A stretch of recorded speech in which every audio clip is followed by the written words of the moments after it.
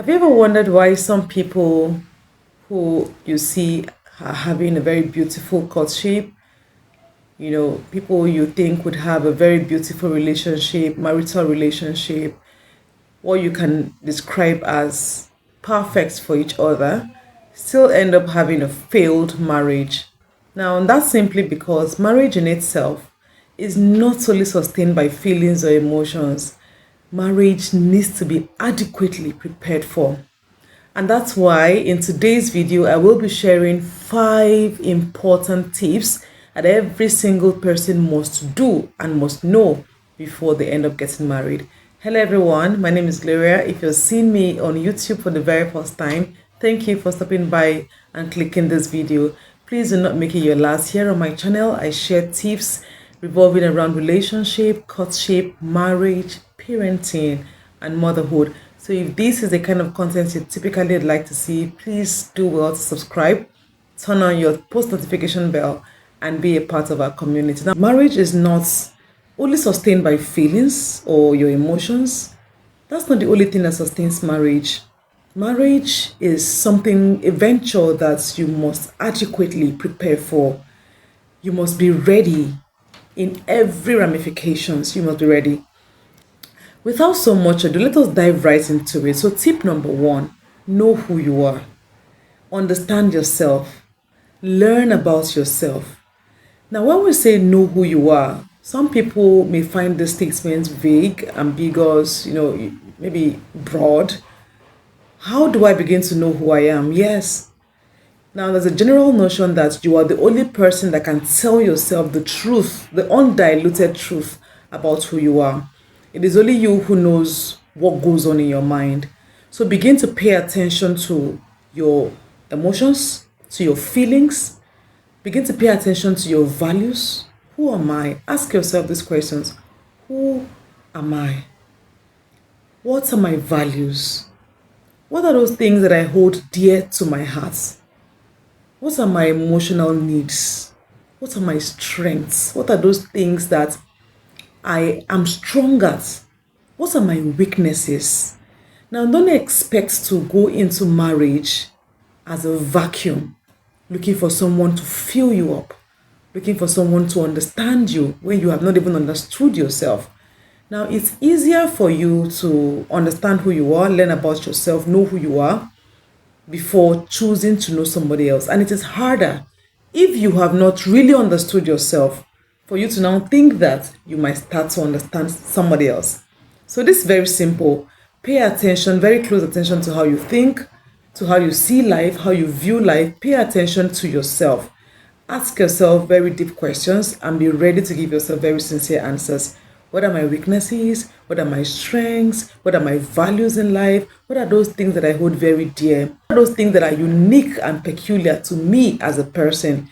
Don't lie to yourself. Be truthful. Now, it is easier to, come into marriage looking for someone to complement you as opposed to someone completing you. So you are not empty. You're not supposed to come into marriage empty, not knowing who you are and trying to figure out who you are in the marriage. So it's easier when you come in knowing yourself, you know your strengths, right? And so it's easier for you to also, know the strengths of the other person. And then when your energies match, you thrive as a couple. And then when you know your weaknesses, when you know those things you struggle with, then you know how to, address it when the other person also sees that as a challenge to them. And so, know yourself, basically.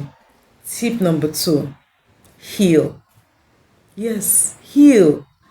Now, what a lot of people do not know is when you go into marriage with traumas, with traumatic experiences, with wounds from your past that you may fully not have healed from, you tend to have the chances that you would have issues, problems are high because you are going to begin to use those wounds as weapons. You are going to start to push your partner farther away instead of accepting who they are. Probably you have been rejected. Probably you have been betrayed. Probably you have been abused. Probably you have gone through one thing or the other as a child or in your past relationships. If you don't heal, and how do you heal? You heal by talking about them. If you need therapy, go for therapy. Read books.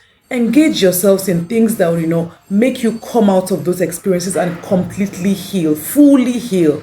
Now, it is only when you are totally healed that you would not put a defense, that you would not, begin to use those experiences in your current relationship, more so in your marriage. And so a lot of people have built walls for themselves, have rejected their partners because of some experiences they must have had in their past as children or in their past relationships, and they come into marriage not fully healed. And what that does is that, begins to break the home, it begins to break the marriage, it begins to cause you problems. And so the need for you to heal is very paramount. You need to focus more attention to you healing from those experiences and understanding that people are different, that you've passed through that experience in the past. That does not really mean that your present partner is like that. And the only way you can see things from that lens is only when you have healed and you have accepted that you're ready to move on and see the good in your partner. When you have not healed, you don't see the good in another person. There's something that unburdening does. Even in life generally, the moment you're able to let things out, you're freer. It could be an issue you have with someone, it could be something you have been holding on to for a long time. The moment that you find that one trusted person that you're able to confide in, a lot of the burden is lifted. That's the same thing that happens with healing. The moment you're able to talk about it, go for therapy, see things differently, be in a community or in a circle of people who help you come out of that experience, then you begin to see people better. The same thing applies to the person you're planning to marry. So if you don't heal completely, if you think you have been rejected in the past, somebody has jilted you, somebody has wrongly accused you, somebody has betrayed you. Betrayal is very common, in relationships. You give somebody your all, you pour in everything you have in that relationship, you trust completely, you give out, you just pour in yourself out, and the person, leaves you broken.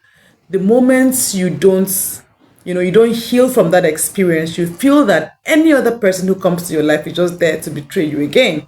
And it's only going to help you, build a wall of defense. You're so agitated, you're easily confrontational, you are more aggressive. So whatever people do, you're quick to just conclude, generalize and say, oh, you're just like this person. Oh, it's just like I've seen your type before, things like that. Even if that person is innocently playing out whatever it is that they are doing, you just feel like, okay, I've had this experience before, you're just the same, all women are the same, all men are the same, and all of that. So you need to give people the chance to be who they are. And the only way you can do that and do that well is when you heal from your past traumas, you come out and you're ready to accept people for who they are. Get it? Tip number 3, stability. You need to be stable. Now, a stable person is a more mature person. A stable person is in control of their emotions. A stable person is intelligent. Now, what do I mean by this? You need to work on your emotional, your financial, and your spiritual aspects of your life. You need to make these aspects of your life stable. Now, when I mean financial stability, I don't mean you need to get rich first before you decide to get married. It just tells you that you need to, have some level of financial intelligence. You need to be ready before you're, thinking of settling down.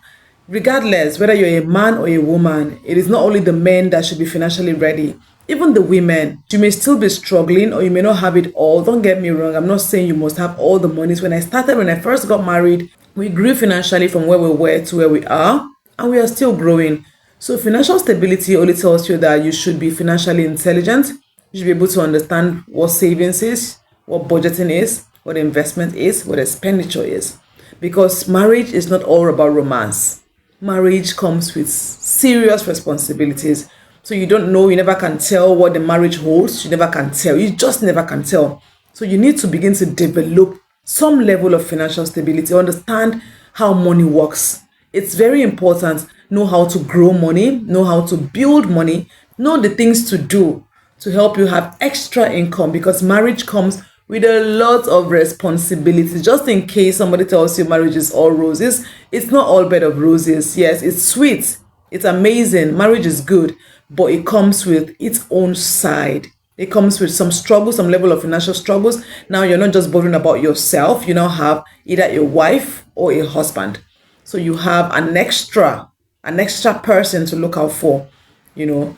If God helps you and you're able to start having kids immediately, that's another level of responsibility. Okay, so you need to, before getting married, understand finances, understand your financial capacity, understand how to start and where to start from. Now, emotional stability, you need to be mature in your emotions. You need to be emotionally intelligent. Only someone who is emotionally stable, that knows really how to, how to be in control of their emotions. You know how to express your feelings without necessarily, causing a fight or insulting the other person. So emotional stability is key as well. Tip number 4, learn how to communicate. Now, communication is a big deal.